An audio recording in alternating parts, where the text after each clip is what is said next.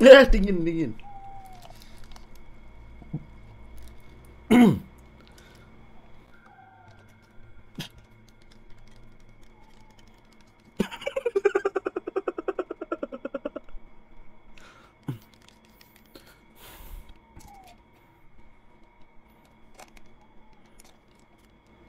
Ya, ternyata ini teh. Gue kira kopi mau gue campur sama gula. Pantas kok baunya teh.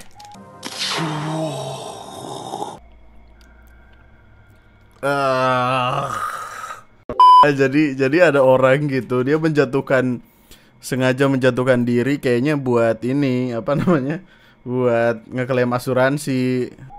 Tadi malam gue ada mimpi, gue ketemu sama perkara psikopat-psikopatan gitu loh. Jadi kayak mungkin karena semalamnya itu atau iya kemarin itu gue record tentang perkara 3 orang ABG yang nyokokin kucing pakai soju kan. Terus berapa kali keluar tuh kata psikopat itu. Gue baca juga banyak gitu. Gue takutnya itu kebawa ke mimpi gitu kan. Kebawa ke mimpi. Di mimpi gue itu gue udah hampir lupa lagi isinya apaan. Tapi intinya ada cewek tiduran gitu, terus pantatnya dimakan. Like bener-bener dimakan, dimakan gitu. Yang serem bukan di situ sebenarnya menurut gua. Yang menjengkelkan gua adalah suara dari AC. Jadi AC ini tuh baru dibenerin gitu. Suara AC-nya itu ini kan kenceng banget kan. Jadi ketika gua lagi bikin skrip, gua muter video sembarang aja gitu di samping kanan. Terus gue lagi nontonin dokumenter apa gitu di YouTube. Tiba-tiba nextnya, tiba-tiba keplay aja gitu. Terus keplay suara orang Jepang. Anjing, dokumenter apa nih dari Jepang? Sebuah rentetan cerita dari seseorang yang memakan, like literally memakan seorang wanita. Apaan nih? Terus gue keluar bentar, gue keluar kayak gue gini gue ya. Oh anget sih. Tapi ini sakit kok masih, gue masuk ke dalam. Gue kan setengah sadar, jadi gue bangun tidur tuh langsung beli gas. Terus gue nambel ban motor. Itu tuh bener-bener dalam kondisi setengah sadar. Nambel ban motor gue bocor. Terus gue balik langsung ke kantor. Terus kayak dari kantor langsung bikin skrip. Tiba-tiba ada tontonan kayak gitu. Terus gue kayak, apa ini? Masa dejavu segininya sih gitu. Dan gue tonton itu dokumenter sampai habis. Yang menjadi masalah adalah bener-bener ada foto dari si korban yang kondisinya tuh setelah dimakan. Ini tuh emang ditaruh di YouTube tapi kayak 18 plus kalau gue nggak salah tadi. Judulnya adalah Interview with a Cannibal dan ada fotonya di sana dari Vice. Gue bener-bener yang ngeblank gitu loh waktu ini muter. Skrip gue di tengah. Bagian kiri tuh WhatsApp, layar kiri WhatsApp, layar kanan itu tiba-tiba muter itu. Terus gue kayak yang ngeblank. Gue diem, gue liatin. Nonton masuk menit ke berapa belas gitu, tiba-tiba ada foto cewek yang kayak bagian pantat itu bener-bener udah dimakan. Terus gue yang what the apakah gue memimpikan ketika gue lagi duduk tadi siang gitu? Anjir, gak masuk akal gue. Jadi ceritanya gini. Ini orang Jepang dia gimana ya? Mau dibilang ODGJ juga kayaknya bukan, tapi pihak dari rumah sakit dan segala macamnya menganggap kalau ini beneran ODGJ. Terus dia meyakini kalau dia datang dari planet lain turun ke bumi karena dia emang kanibalisme. Dia itu punya obses sama wanita, tapi obsesinya bukan yang kayak gue sayang sama dia, gue suka sama dia, enggak, tapi kayak wah ini enak nih orang ini gitu. Enak, like literally enak gitu. Dia ngelihat cewek itu bagaikan makanan. Terus ada satu masa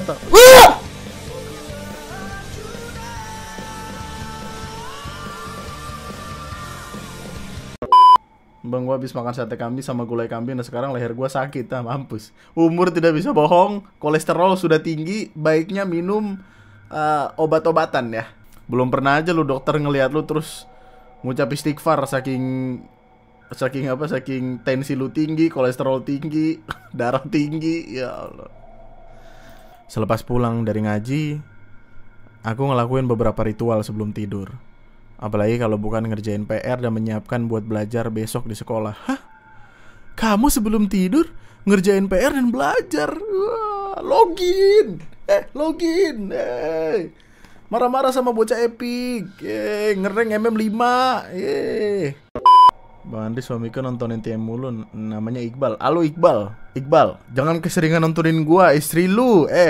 Kasih ajak jalan-jalan istri. Ayo Mbak, saya bantu Mbak. Istri lu ajak pergi ya. Istri lu ajak makan enak. Mbak, mau McD Mbak. Istri lu beliin McD Bal. Parah ya lu Bal ya. Tontonin gua mulu. Istri lu tontonin, nah istri lu lagi tidur, lu liatin tuh baru. Permasalahan tiap wanita. Apa tuh? Astagfirullah. Tapi banyak kejadian aneh seperti Apollo bayi yang bergerak dan berbunyi setiap malam. Apa Apollo bayi? Ini pelontaran bayi ke Mars. Gitu. Apa Apollo bayi? Oh ini yang ada pencetannya yang tunit. Ayah, I'm a little butterfly. Gue kira kakak lu dilempar ke bulan waktu itu sama Apollo 11. Lantas setelah itu kakak dikunci di kamar sendirian. Ibuku menyuruh kakak buat introspeksi diri dan memikirkan kesalahannya. Karena saking seringnya dikunci dalam kamar, kakak bukannya takut malah anteng di dalam. Nunggu ibu buka pintu nanti saat waktunya mandi sore. Saat itu masih siang bang, matahari masih terang. Tiba-tiba ibu mendengar suara kakak menangis ingin dibukakan pintu. Bahkan kakak sampai memohon-mohon tidak akan bandel lagi. Menurut perkataan ibu, gedoran dan tangisan itu makin kenceng. Ibu yang mendengar merasa ada yang tidak beres. Suara kakakku makin lantang. Ibu, buka ke lawangnya bu. Ono sirah gelundung bu. Sirah gelundung itu ada kepala gelundung gelinding gitu loh. Ibu Ajeng wedi bu, ibu Ajeng takut bu. Ajeng cacing gak nakal lagi bu, buka bu. Ibu langsung membuka pintu itu dan melihat kakakku sudah terduduk lemas di depan pintu.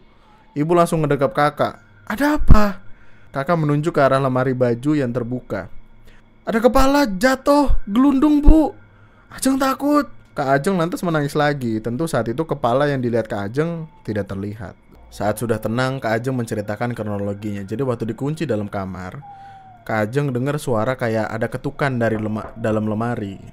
Kak Ajeng yang penasaran akhirnya membuka lemari.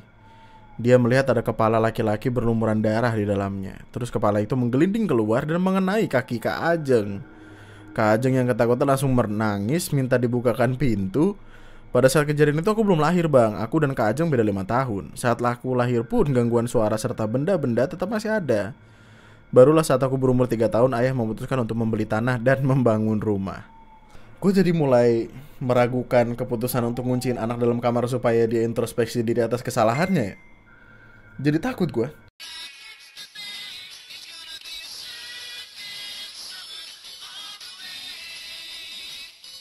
Takutnya ntar anak gue kan bocah keminter banget itu pasti itu ntar gue kunciin dalam kamar, tiba-tiba dia ngebikin Iron Man suit. Nah tiba-tiba terbang lewat plafon gimana. Tiba-tiba gue kunciin dia ngebikin rencana untuk mengkudeta. Gimana. Untuk saat ini memang aku sudah tidak mengalami hal-hal mistis. Nggak tahu nanti kalau aku udah punya anak bakal muncul lagi apa enggak. Aku juga belum nikah. Lu mau nikah? Nih, pilih cowok di sini. Ayo cowok, tunjukkan pesonamu. Sebutkan nama. Wah. Biar menarik gitu, maksudnya biar dia nikah sama salah satu orang dari live chat, kemudian mereka menikah punya anak terus ngirim cerita horor lagi gitu, bagus. Tuh, ada Putra, ada Blue Getah, ada Bus Mania Mantap. Aku yang mendengar suara ibu lantas mendongak dan melihat wajah ibu yang tersenyum. Lama-kelamaan senyumnya jadi aneh bang. Gimana ya, kayak senyum yang dipaksakan dan makin lebar. Mirip Momo, tapi gak sampai selebar itu juga. Dan giginya gak kelihatan. Entah kenapa aku merinding. Padahal yang kulihat itu ibuku. Ibuku berjalan mundur seperti Michael Jackson yang moonwalk gitu bang.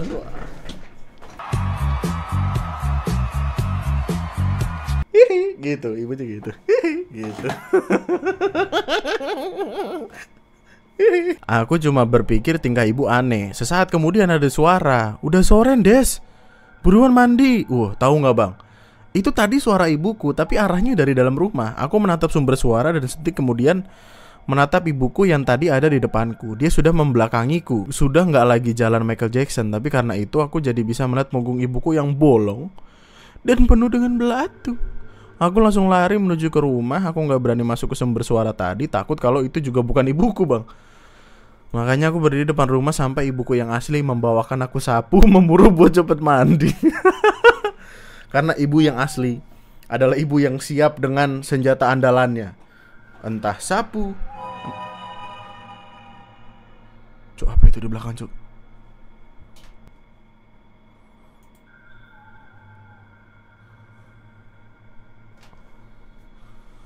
Oh, guling.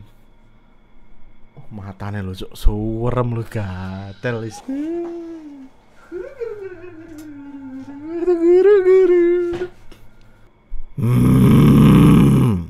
Aku bertanya, apa tadi ayah masuk ke kamarku atau tidak? Dan ayah menjawab iya.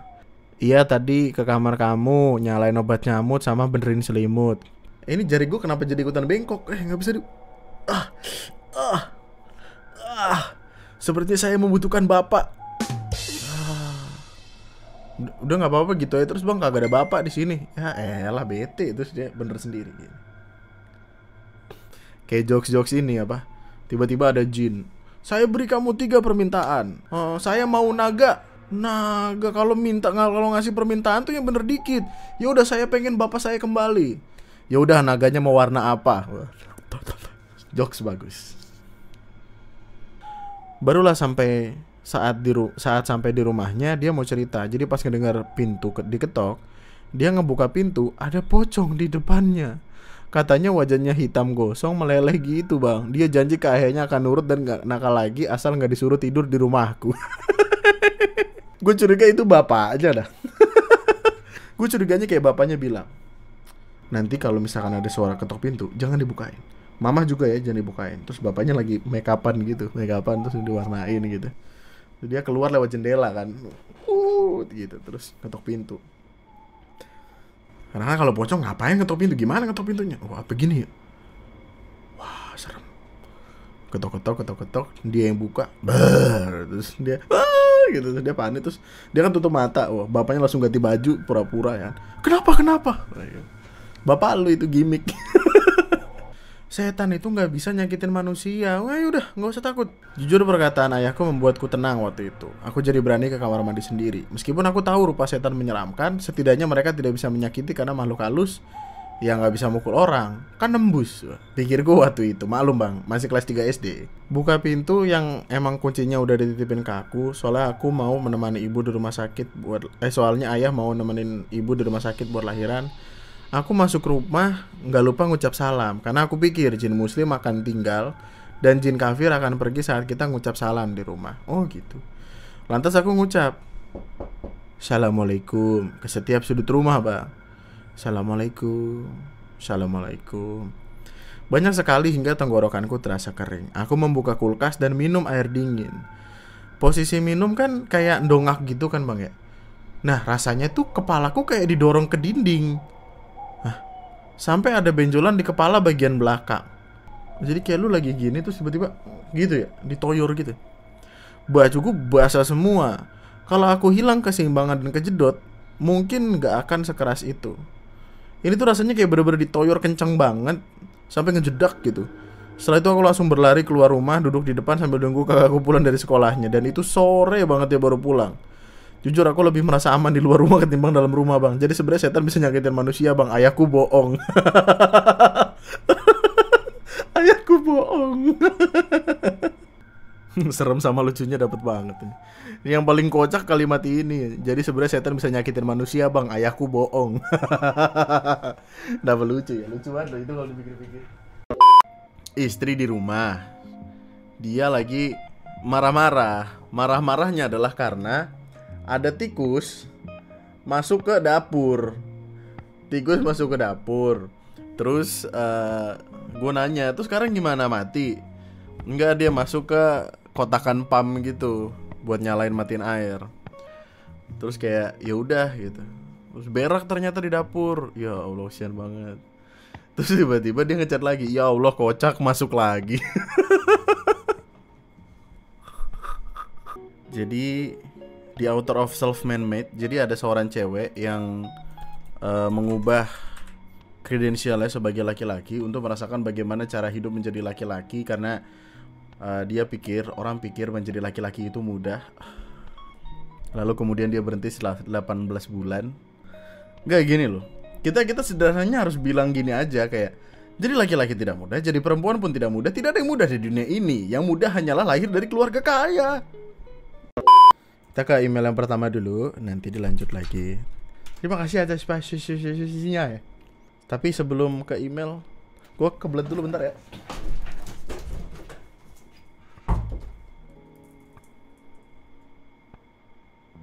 Hari-hanya aku berangkat dengan rombongan puskesmas tersebut karena bunda nggak bisa ikut soalnya sakit.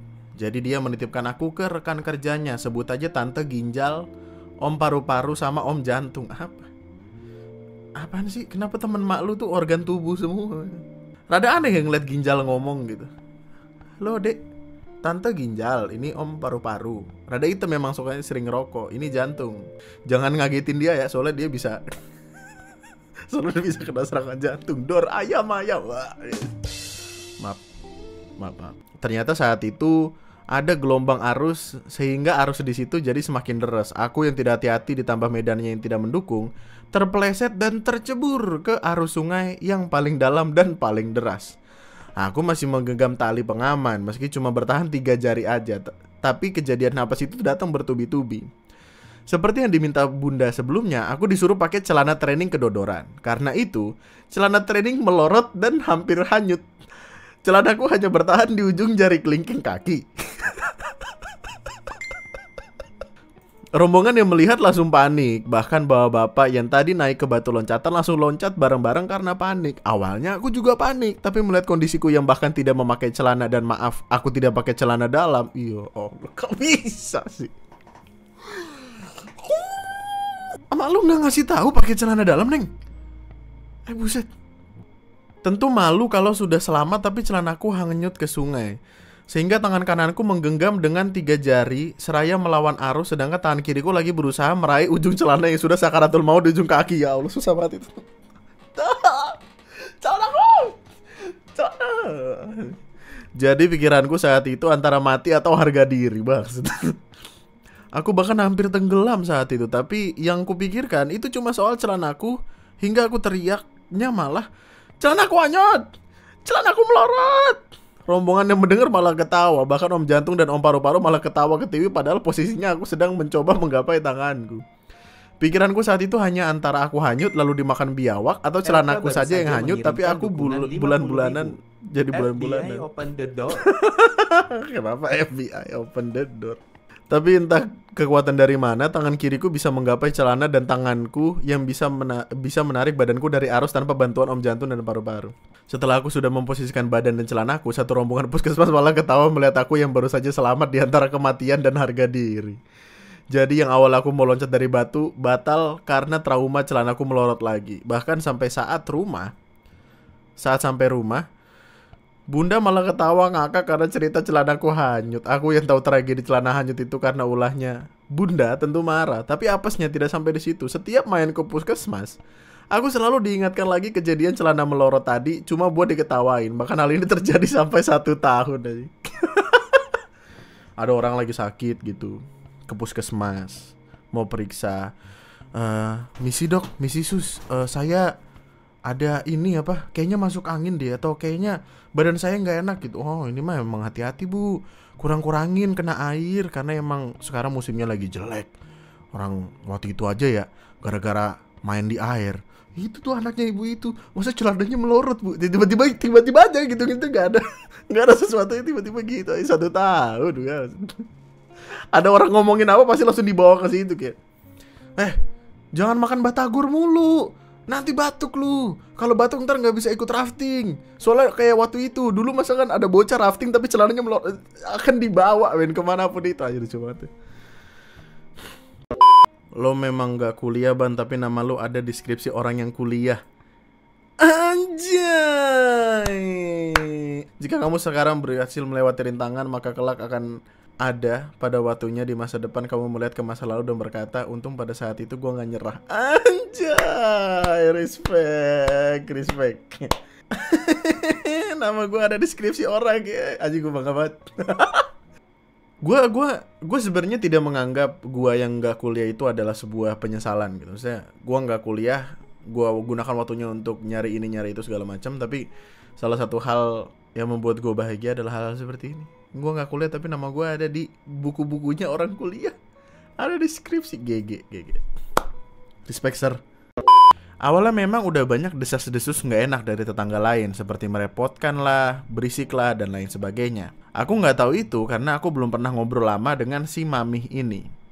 Karena kesibukanku kerja berangkat pagi pulang malam, akhirnya aku pindah kerja yang mengharuskan aku masuk malam, bang. Dan tahu gak bang, tiba-tiba si Mami mulai datang-datang ke rumah ngobrol santai biasa. Aku cuma berpikir, toh mungkin biar akrab, kan ya sesama tetangga, apalagi sekarang jadi saudara.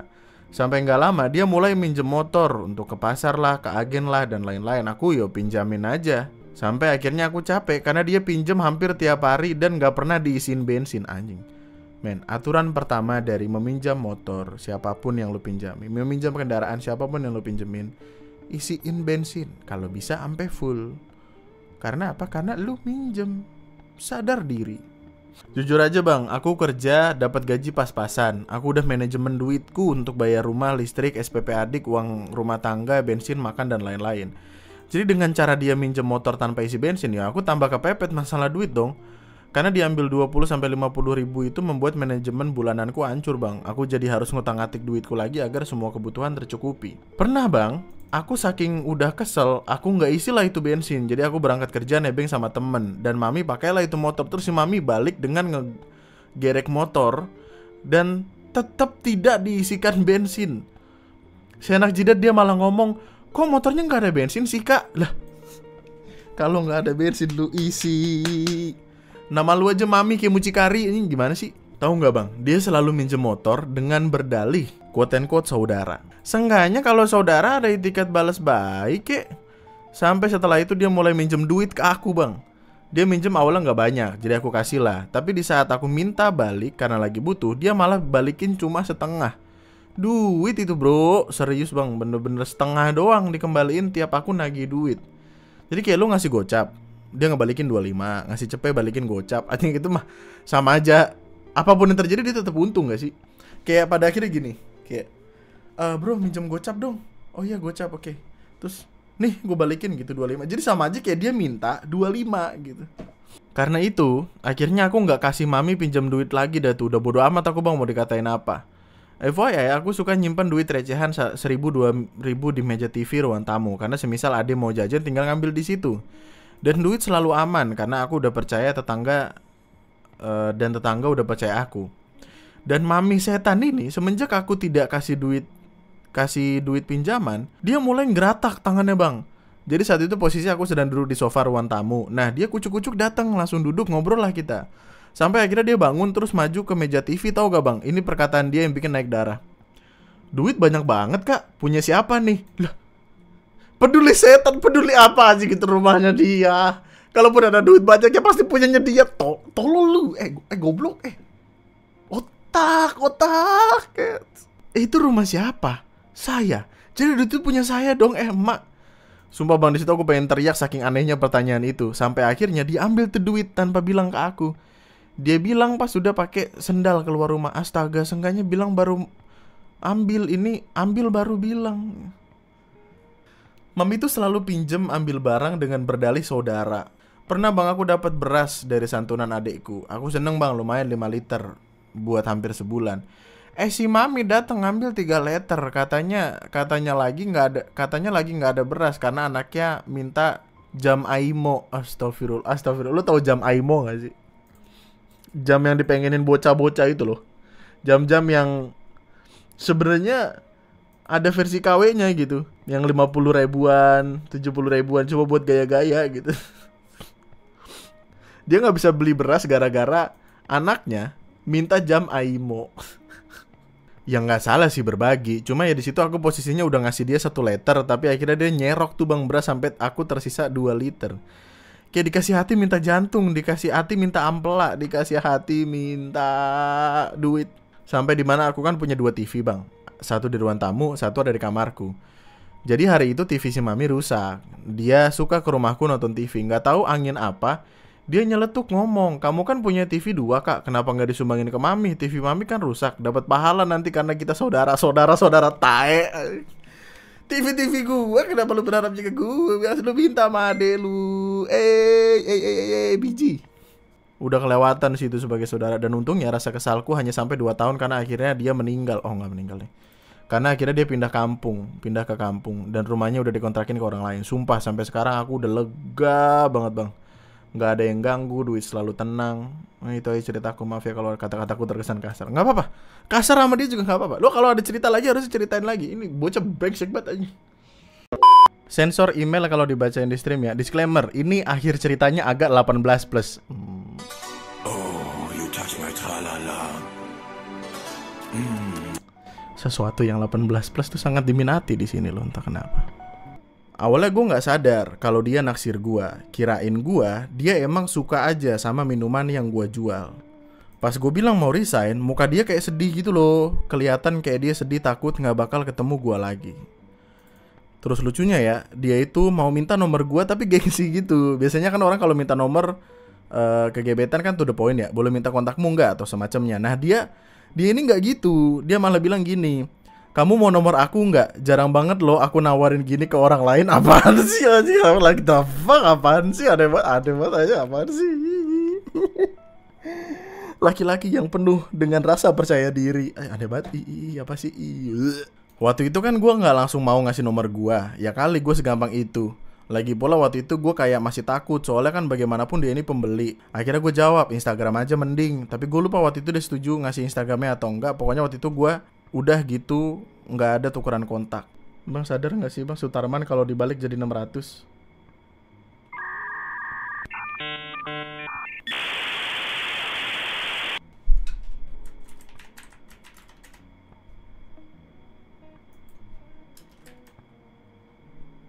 Oh, 600. Masalahnya kok gue cari di Google ya? Kenapa sih? Klise asu kan mata nih lo ancok. Yang keluar jenderal, parah lu. Waktu berlalu sampai seminggu terakhir gua kerja di sana. Si R kan masih sering beli minuman gua. Selama itu juga gue mulai tertarik nih sama dia. Soalnya gue suka cara dia ngomong, meskipun yang dia omongin itu selalu tentang dirinya saja. Tapi itu yang bikin gue demen sebenarnya. Masokis lu. Makanya gue mulai mikir, ini kalau gue demen tapi gak punya kontaknya, gimana kipintasnya gitu. Mana nih anak kagak berusaha lagi minta kontaknya. Lah, jadi lu yang ngebet. Pada akhirnya gue beraniin diri buat minta ke dia. Yap, gue akhirnya yang maju duluan. Tapi waktu itu alasannya gue minta kontaknya bukan buat ngedeketin dia, tapi adalah suatu bisnis. Nah, karena udah dapat kontak, akhirnya lanjut tuh cecetan, PDKT biasalah. Tapi yang bikin gue kaget, dia langsung nembak via chat. Padahal waktu itu mungkin sekitar 2-3 hari setelah kita chatan gitu. Meskipun gue juga demen, tapi pas dia nembak, gue gak langsung iyain. Gue pura-pura gak ngerti aja apa yang dia omongin. Soalnya dia nembak bilangnya gini, sebenarnya aku jarang loh mau ngobrol sama orang. Ya apaan sih? Men, orang kayak gini kok lu deketin sih? Sebenarnya aku jarang loh mau ngobrol sama orang, tapi kecuali yang kayak kamu ini, aku suka. Dari segi rupa, cara bicara, dan isi hati, semuanya aku suka. Kayak aneh banget kan cara ngomong nembak. Itu gak nembak men, itu sebenarnya dia caper. Sebenarnya gue lagi gak mau pacaran atau menjalin hubungan gitu, karena masih ada mimpi atau tujuan yang mau gue kejar. Sebelum ketemu si R ini, juga banyak yang nembak gue, tapi gue tolak dengan alasan itu. Tapi pas lihat R, gue merasa dia kayak jodoh gue dah. Gak tahu kenapa gue ngerasa gitu. Dipelet deh gue, sumpah. Udah mau 2 mingguan gue sama si R ini pacaran. Hubungan kita aman-aman aja sebenarnya. Sampai suatu hari, si R ini nyium bibir gue. The fuck? Gue kaget karena that was my first kiss. I never been in relationship before, like literally. Karena gue kaget, ya gue diem gitu. Tapi diemnya gue kayak orang marah. Ya emang agak marah karena dia tiba-tiba gitu. Mungkin kalau izin dulu gue punya opsi buat nolak kan. Dalam pikiran gue mau pacaran tapi gak mau melakukan hal yang tidak-tidak. Pelukan adalah batas. Tapi dia mikirnya, Gue marah, nggak mau dicium karena gue masih anggap si R ini orang asing, bukan pacarnya. Anggapan dia kalau pacaran ya wajar cium-cium gitu, bahkan lebih. You know what I mean, right? Karena beda pandangan ini, akhirnya gue putus sama dia. Apa sih? Ini putus yang pertama karena perkara ciuman itu. Waktu itu dia ngasih opsi, pertama kita putus dan gue bebas dari dia, atau opsi kedua kita lanjut pacaran tapi dengan gaya pacaran yang dia mau, kayak mewajarkan ciuman dan mantap-mantap. What? Anak zaman sekarang, yang kalian kejar dalam hidup tuh apa sih? Awalnya gue jelasin, gue pilih opsi pertama. Dalam pikiran gue, run for your life. Tapi entah gue yang kelewat bucin atau dia emang jago ngomong seakan-akan gue yang salah gitu. Akhirnya gue ganti opsi, jadi pilih opsi kedua. Yo. Sundere in real life. Wah. Gue mikir gak mungkin lah dia langsung mau mantap-mantap. Palingan itu bakal terjadi kalau udah pacaran sebulan 2 bulan. Enggak, men, lu jangan bayanginnya kalau udah sebulan 2 bulan. Lu bayanginnya kalau udah nikah gitu loh, kan bisa tau. Gitu gue pikir, tapi ternyata besoknya dong dia langsung pengen mantep-mantep. Ya Allah. Gue bilang gini, mau coba ketemu sekali lagi nggak? Kalau emang kamu udah nggak ada perasaan lagi, aku akan menyerah setelah ini. Anjing, manipulatif banget banget. Gue bilang gitu soalnya dia ada bilang gini sebelumnya, aku minta maaf sama kamu tapi sepertinya aku sudah tidak ada hati lagi untukmu. Pas dia marah soal ciuman. Jadi gue ajak ketemuan dengan harapan kalau melakukan rutinitas seperti biasa, yaitu makan bareng dan jalan-jalan, mungkin hatinya akan balik lagi seperti biasa sebelum marahan. Akhirnya kita ketemuan tuh, tapi tahu nggak sih, dia bawa gue ke kamarnya dengan wajah yang masih marah. Gue kan nggak bisa ya digituin, gue minta maaf biar dia nggak marah lagi, meski gue sadar ini gue nggak aman sebenarnya. Dan ya bisa ketebak adegan selanjutnya, we did it. Tapi menurut gue mantap-mantapnya setengah gitu. Apaan sih? Soalnya gue bener-bener iya. Dia mantap-mantap tapi nggak mantap banget lah intinya, kayak cuman astagfirullah. Nah setelah gue kira udah kan dia nggak marah lagi dan balik kayak biasa. Ternyata tidak, saudara-saudara. Sebenarnya dia bilang masih marah sih enggak, cuma sikapnya kayak beda gitu. Yang biasanya gercep balas chat meski lagi kerjaan itu enggak, kayak sengaja gitu. Nggak langsung baca dan bales, padahal dia online. Terus jawabnya juga dingin banget kayak bukan pacaran. Kalau gitu kan gue bingung ya, ini sebenarnya kita masih pacaran apa enggak? Padahal waktu pulang dari mantap-mantap, berhenti main ngomong itu. Padahal waktu pulang dari itu, dia nganterin ke rumah dengan wajah senyum seperti dia yang biasanya. Gue nggak bisa digantung gini. Kalau udah nggak suka kan tinggal bilang putus. Kalau masih suka ya lanjut kayak biasa. Nah itu punya pacar tapi kayak nggak punya. Makanya gue langsung ngungkapin apa yang gue rasain via chat, of course. Gue lupa bilangnya gimana. Chatnya udah gue hapus karena kesel dan pengen move on. Tapi intinya gue berterima kasih atas sesuatu yang dia berikan selama 2 minggu ini. Kalau mau putus gue nggak masalah, dan kata-kata lainnya layaknya perpisahan. Panjang gue nulis, tapi tahu nggak? Dia nggak baca dan nggak bales. Padahal gue tahu dia baca lewat notif chat yang di atas. Iya. Tapi tetap nggak mau baca respon, nggak mau respon chat gue. Sampai sekarang gue bikin email ini. Ya Allah. Menurut lo aja Nindri, ini sebenarnya udah putus atau belum? Ini bukan perkara putus atau belum, men. Dia bukan orang yang kayak lu pikir. Udah sesederhana itu. Perkaranya bukan udah putus atau belum. Lu tuh dimanfaatin sama dia doang. Udah sesimpel itu doang, men. Astaga. Itu lust, not love. That's both different meaning gitu. Sekian dulu cerita dari gue. Sebenarnya gue malu share ini soalnya cerita aib gue yang udah mantap-mantap. Tapi gue pengen move on. Katanya kalau kita udah bisa menertawakan hal yang tidak menyenangkan dalam hidup, artinya kita udah bisa menerima diri. Gue pengen share, berharap email ini dibacain. Guanya ikut ketawa dan menikmati cerita ini. Ketawa yuk. Cowok brengsek, cowok tolol, cowok lalalala. Move on. Men, nih di live chat ada kurang lebih 1.400-an orang laki-laki. Ya, enggak semua laki-laki, tapi ada banyak laki-laki kadal di sini yang bisa lo jadiin pacar instead of mas-mas aneh yang pala bawahnya lebih dominan daripada pala atas gitu. Apakah lu perlu move on atau enggak sama dia? Jawabannya adalah ngapain lu mikirin lu harus move on atau enggak, karena emang dasarnya si cowok itu kagak masuk akal. Percayalah, pastinya akan ada laki-laki yang lebih baik lagi dari dia. Wah, kita aja ketika ngedenger ceritanya langsung bisa pikir kalau banyak nih laki-laki di luaran kayak yang lebih baik dari. Dia cuma pengen yang enak-enak doang. Nggak kayak yang lu harapin. Dia bukanlah sosok yang lu butuhkan, enggak. Meskipun dia bilangnya cuman apa ya? Nggak yang sampai. Oke, kita berhenti dulu. Apapun yang terjadi dalam hidup lu, percayalah laki-laki itu bukanlah yang lu butuhkan. Mungkin lu pengen tapi ya gue curiga lu kena pelet, men. Dekatkan diri kepada Tuhan, semua dah. Dekatkan dirimu kepada Tuhan. Ya Allah, dekatkan dirimu kepada Tuhan. Tobat. Lu dipelet itu. Banyak-banyakin doa, banyak-banyakin doa. Semoga dapat yang lebih baik untuk masnya coklat.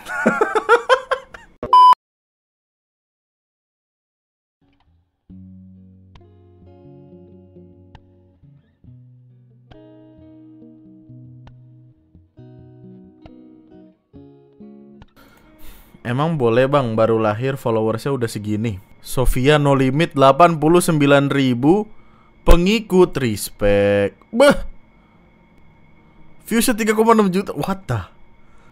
Ketemu bang pas anaknya Jason Lim lagi bikin konten beli chiller. Dia ketemu anak lu lagi jual mulut lu Jamie bang. Lu tahu gak sih kalau ternyata si Eca ini adalah yang gue baru dikasih tahu Ara kemarin. Si Eca ini adalah orang yang Apika. Iya. Ada yang baru nih. Apa? Udah gede men orangnya men. Astaga. Keren banget. Kata Ara ya, gue juga nggak tahu pasti. Tapi coba cari dah. Iya nggak sih? Gue ragu-ragu. Iya nggak sih? Ergot nama aslinya jadi bintang pertama Afif pemenuhan yang menang aja. Namun oh bukan. Menyebar hoax saya. Saya klarifikasi guys. Saya mendengar itu dari Ara. Saya nggak tahu yang mana.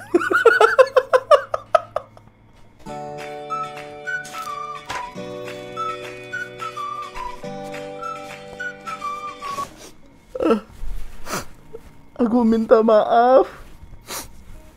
Saya minta maaf. Bukan maksud saya untuk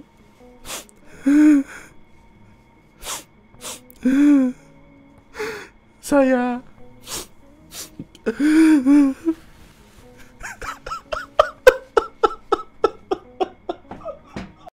Bang minta momen heningnya sebentar. Tadi telah meninggal teman kuliah saya tadi maghrib. Mohon doanya agar kusnul khotimah. Innalillahi wa inna ilaihi raji'un.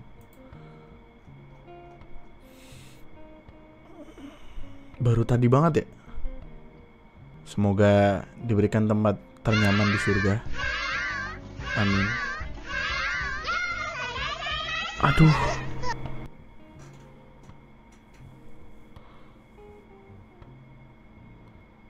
Made Naki Sak.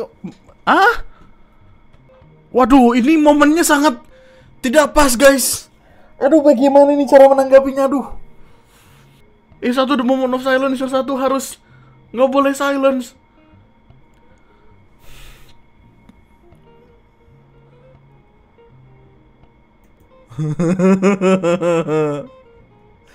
Nakisawa, thank you. Terima kasih Nakisawa, the first ever red badge gitu di live chat. Saya subscribe, saya baik gua shock. Aduh, tadi momennya tuh momennya sangat respect. Terima kasih Nakigasawa. Aduh, namanya Jepang banget lagi, gua nggak tahu. Nakisawa, terima kasih banyak atas partisipasinya. Sehat terus, lancar, aman, jaya. Selamat menikmati live streaming pada malam hari ini ya. Apapun yang ada, malam ini random banget soalnya. Sandal flipper tuh mahal-mahal emang? Kayaknya enggak deh. Udah standar sendal aja gitu, kayak 74.000. What? Oh mahal guys, mahal. Untuk kita yang pakai Swallow 15.000. Sendal yang gue pakai sekarang adalah sendal Swallow dari Bandung. 30.000. Kenapa mahal ya? Gue kesel tahu. Terus ada tulisannya lagi. Sandal ini berguna untuk melindungimu dari luka di kaki, bukan luka di hati. Wah. Review sendal. Yang padahal ini kayaknya kalau di Tokopedia segala macam kayaknya goceng dah, atau 15 ceban gitu. Tapi masuk ke tempat wisata jadi 30.000. Ada quotes-nya loh, quotes-nya di kaki. Tutor cara pakainya. Wah, anjir. Dan gue tampul lu ntar lu ya. Kita lagi diliatin Made. kita harus ini, harus happy. Kap, ten, kapten. Ada apa Ibu Negara? Aku mau nanya, Dengan senang hati dipersilahkan. cinta sama sayang itu beda gak sih? Menurut siapa dulu? Menurut kamu lah. Kalau menurut aku beda. Cinta itu ke satu orang. Kalau sayang ke semua orang. Maksudnya? Aku ke kamu, aku cinta. Kalau aku ke mama papa aku sayang. Berarti bener ya, kalau cinta belum Merinding tentu gua. sayang. Dan kalau udah sayang, udah pasti cinta. Kebalik Ibu. Cinta sudah pasti sayang. Aduh, merinding Kalau gua. sayang belum tentu cinta. Kap, aku tuh Aduh, penyiksaan ini aja. benci banget sama kamu. Aduh, penyiksaan ini Ya, aja. benar-benar cinta. Anja. Leherku. Leherku. Aduh, gak kuat. Coba kita cari di TikTok. Banyak yang bikin. Kap, ten, kapten. Ada apa Ibu Negara? Merinding tuh. Ini dari Dini. Enaknya diapain bang? Perkara mau jajan beli somai disuruh bobo dan hemat. Giliran dibalas balik langsung marah. Ujung-ujungnya ngatain sender murah. Wah, masih jadi pacar udah gini. Apa nih? Loh, ayahku kerja buat anak istrinya kok. Ini yang kiri dulu apa yang kanan dulu nih? Loh, ayahku kerja buat anak istrinya kok. Iya, tapi itu pikiranmu. Nyari uang tuh susah, harusnya paham. Kamu sendiri tahu nyari duit tuh susah. Ya udah sih mas, uang ayahku ini nggak apa-apa juga beli omah. Boleh beliin itu tapi ya nyadar jangan dihabis-habisin semua. Mana sih? Enggak loh. Gini nih ciri-ciri yang sering menghabiskan uang suami. Kok nggak kasihan sama yang nyari uang? Apa sih? Apa sih cuman buat somai doang? Apaan sih lu najis? Apaan sih pak? Lu kalau masih insecure dengan uang yang lu punya, caranya jangan kayak gini anjing. Bekerjalah lebih keras. Kenapa orang mau beli somai? Apaan sih? Gini nih, kebanyakan dimanja, mindsetnya kurang luas dan belum tahu dunia luar. Bus, iya siap abang yang mindsetnya paling luas sedunia abang. Siap abang, siap respect. John, thank you John. Siapa bang yang mindsetnya kalau masih ngeyel ya terserah kamu. Disuruh hemat sama orang yang gak pernah ngasih uang. Bye. Ya males lah ngasih, orang kamu aja gak ngargain keringet cowok kok. Somai.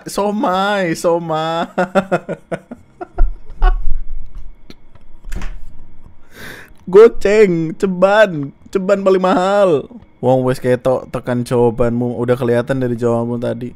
Orang kalau nggak normal atau emang ada problem pasti gini mikirnya. Alah kuliahmu kebanyakan ngumpul sama orang-orang manja. Bisanya cuma ngabisin duit orang tua. Apaan sih? Lanangan-lanangan gatel lagi. Capang. Kalau lu insecure dengan uang yang lu punya, berusaha lebih keras supaya lu bisa menamatkan semesta.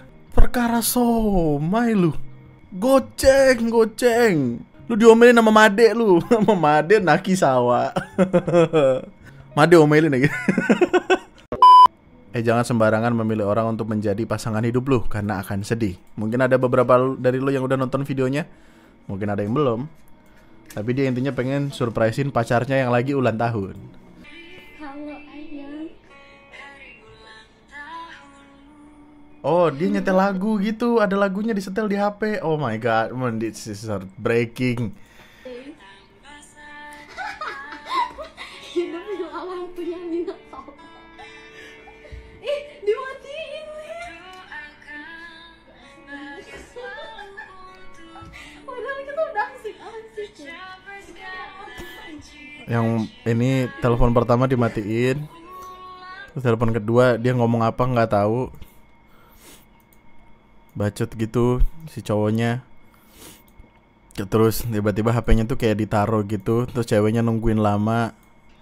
Makin lama makin bete, kekesalannya makin tinggi, emosinya mulai naik. Sampai akhirnya kesel sendiri terus lagunya dimatiin sama dia. Oh masih dipegang. Bete banget itu gue yakin. Oh terus akhirnya sama dia ditiup sendiri. Callnya dimatiin. Terus sedih men.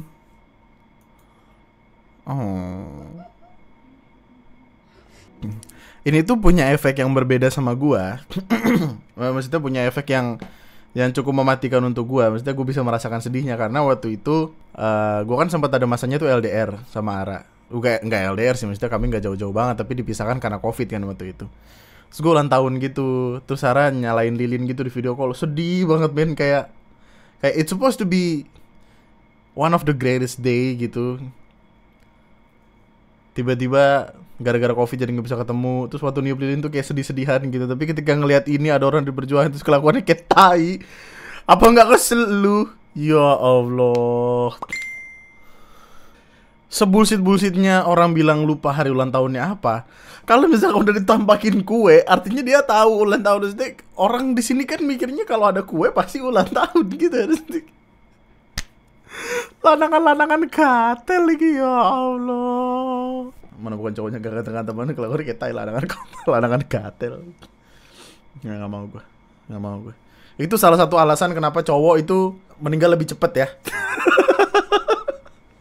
Tar dulu. Jadi mereka protes untuk menghentikan peredaran minyak dunia segala macam, aktivis-aktivis itu.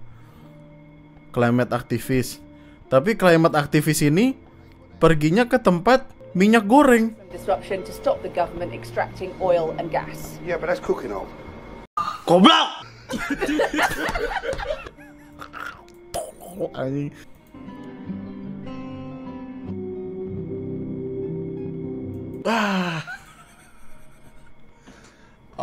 Kenapa sih lu gua butuh bahasan. Coba tolong kirimin link bahasan, bukan link video-video aneh.